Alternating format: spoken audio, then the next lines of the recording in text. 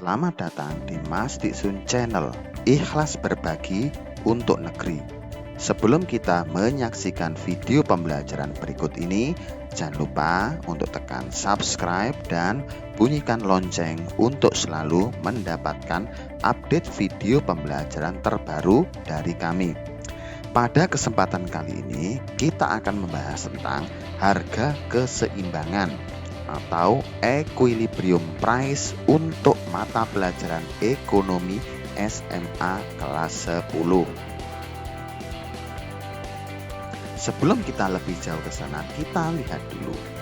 Ini adalah situasi pasar. Pernahkah Anda ke pasar? Apa yang dilakukan di pasar? Apa tujuan penjual dan pembeli melakukan tawar-menawar?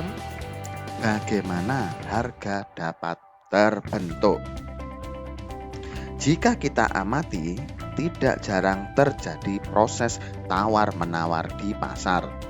Penjual menentukan harga dan pembeli menawar harga yang diajukan penjual dengan harapan memperoleh harga yang lebih murah.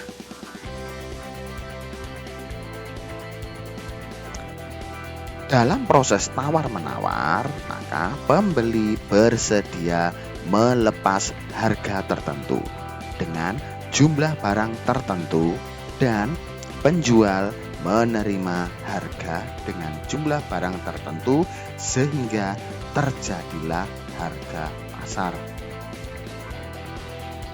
Harga pasar itu sendiri berarti harga yang disepakati antara penjual dan pembeli di pasar.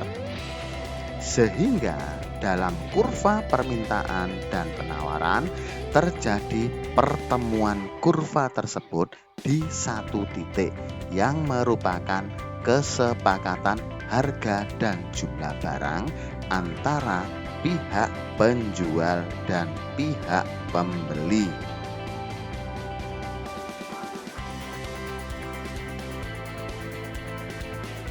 Harga keseimbangan itu sendiri atau equilibrium price artinya adalah tinggi rendahnya tingkat harga yang terjadi atas kesepakatan antara produsen atau dari segi pihak penawar dan konsumen dari pihak permintaan.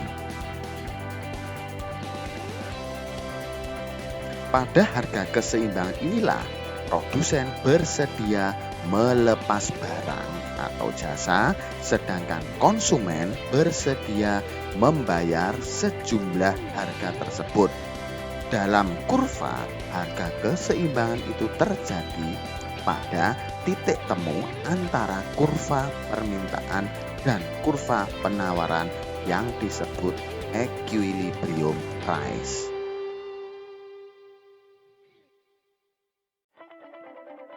Berikut ini adalah gambar kurva harga keseimbangan.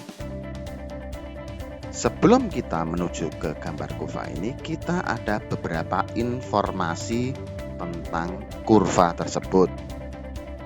Yang pertama, kurva permintaan mempunyai sifat kemiringan atau slope yang negatif. Sedangkan kurva fungsi penawaran mempunyai slope yang positif. Ini artinya kalau kita lihat dari fungsi kurva permintaan, maka semakin tinggi harga, maka semakin rendah jumlah barang yang diminta. Ini berarti slope-nya negatif. Sedangkan untuk kurva fungsi penawaran, ini slope-nya positif. Karena semakin tinggi harga, semakin banyak jumlah barang yang ditawarkan. Yang kedua, jika kurva fungsi permintaan dan penawaran digabungkan akan bertemu di satu titik potong yang disebut titik keseimbangan atau equilibrium price. Kita lihat di sini. Nah, dari gambar ini kita lihat yang merah adalah kurva fungsi permintaan, yang biru adalah fungsi penawaran. Digabungkan akan bertemu di satu titik.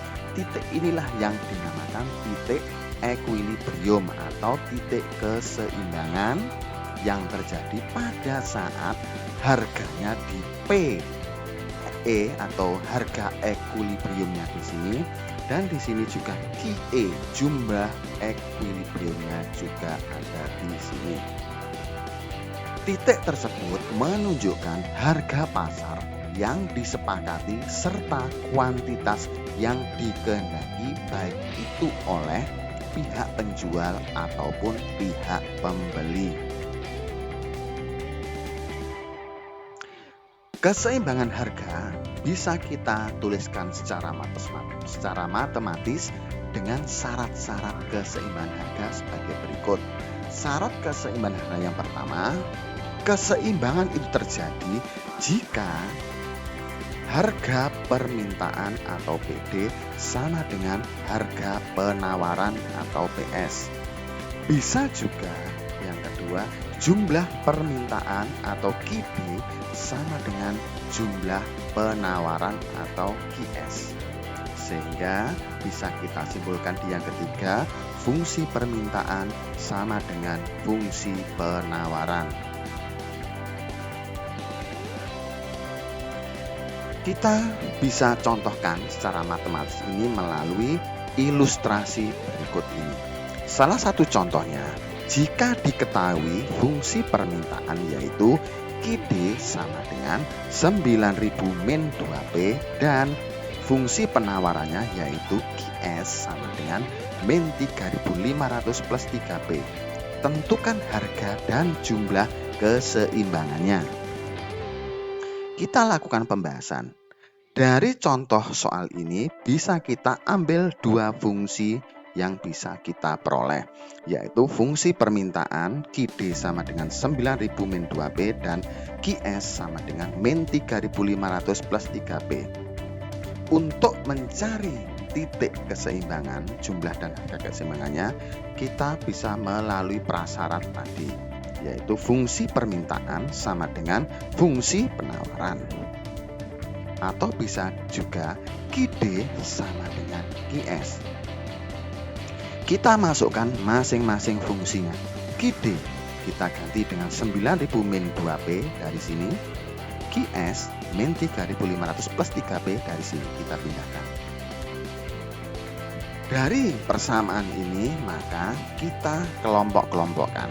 Yang mengandung variabel kita kelompokkan yang mempunyai variabel konstanta kita kumpulkan dengan konstanta. P berarti kita di ruas kanan ada variabel P, kita pindah ruaskan ke kiri sehingga 3P pindah ruas ke kiri jadi min 3P. Min 2P tetap, kemudian plus 3P pindah ruas menjadi min 3P. Berikutnya yang ruas belah kanan min 3.500 tetap, maka dari sisi kiri 9.000 pindah ruas ke sebelah kanan menjadi min 9.000. Dari sini bisa kita peroleh min 2P, min 3P jadi min 5P. Min 3.500 min 9.000 maka menjadi min 12.500. Dari sini maka kita bisa mencari berapa nilai P-nya dengan cara min 5 kita pindah ruaskan karena perkalian pindah ruas menjadi pembagian. Min 12.500 dibagi min 5. Hasilnya adalah P ketemu 2.500. Dari hasil P 2.500 maka kita tinggal mencari Q. P berarti harga keseimbangannya telah bisa kita ketahui sebesar 2.500. Sekarang kita mencari jumlah keseimbangan. Kita bisa memakai QD, bisa memakai QS. Kita coba dua-duanya. Kita pakai persamaan yang QD dulu. QD sama dengan 9.000 min 2P. Kita masukkan P-nya, kita gantikan di sini sehingga bisa kita peroleh QD sama dengan 9.000 min 2 kali 2.500. Sehingga nanti ketemu QD 9.000 min 5.000. Maka ketemulah QD-nya sama dengan 4.000. Sehingga jumlah permintaannya atau jumlah pada titik keseimbangannya yaitu 4.000. Sekarang kalau kita cari di QS-nya, QS sama dengan min 3.500 plus 3P. Maka dari sini kita P-nya ganti 2.500, maka QS sama dengan min 3.500 plus 3 kali 2.500. Akhirnya ketemu min 3.500 plus 7.500. Sehingga QS-nya ketemu 4.000. Jadi kalau kita mencari Q jumlah keseimbangan bisa menggunakan fungsi permintaan, bisa menggunakan fungsi penawaran, ketemunya mesti sama. Sehingga dari ilustrasi di sini bisa kita peroleh jadi harga atau P keseimbangannya sama dengan 2.500 dan jumlah atau Q keseimbangannya adalah 4.000. Berikutnya, contoh ilustrasi yang sama coba kita implementasikan dalam tabel harga keseimbangan. Kalau kita ambil lagi dua contoh tadi, berarti kita bisa mengambil fungsi permintaannya sama, QD min 9.000 min 2P, QS-nya min 3.500 plus 3P. Kalau kita bentuk sebuah tabel, akhirnya bisa ketemu seperti ini. Kita misalkan harga P-nya 1.500, kita cari jumlah permintaannya dengan cara kita P-nya kita ganti dengan 1.500.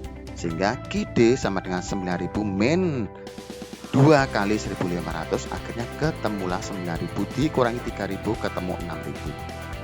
Jika P-nya diganti 2.000, ketemu Q-nya 5.000. P diganti 2.500 ketemu 4.000 dan seterusnya. Demikian juga dengan yang jumlah penawaran. Misalkan P-nya diganti 1.500, kita masukkan 1.500 ke dalam persamaan penawarannya, fungsi penawaran. QS sama dengan min 3.500 kali 3 ditambah 3 kali 1.500. Akhirnya ketemulah min 3.500 plus 4.500 ketemu 1.000. Jika P-nya diganti 2.000, maka jumlah Q-nya ketemu 2.500.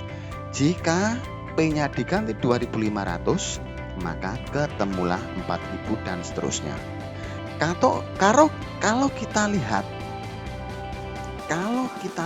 dari tabel ini, bisa kita cermati bahwasanya jumlah permintaan sama dengan jumlah penawaran ketemu di nilai 4.000 pada harga 2.500.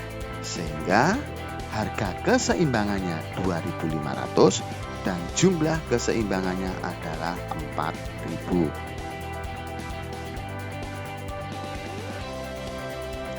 Berikutnya, dengan contoh ilustrasi yang sama, kita gambarkan dalam kurva harga keseimbangan.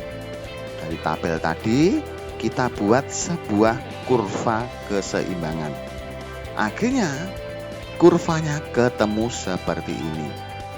Fungsi permintaannya QD slope-nya negatif dan QS slope-nya positif, ketemu di satu titik equilibrium yaitu titik E. Di titik E ini, maka harga keseimbangannya dinilai harga 2.500, sedangkan jumlah keseimbangannya dinilai 4.000.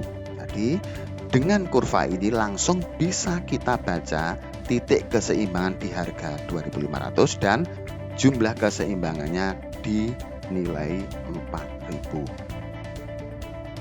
Demikian apa yang bisa saya sampaikan. Semoga video pembelajaran tadi bermanfaat bagi semua. Terima kasih dan sampai jumpa. pada video pembelajaran berikutnya.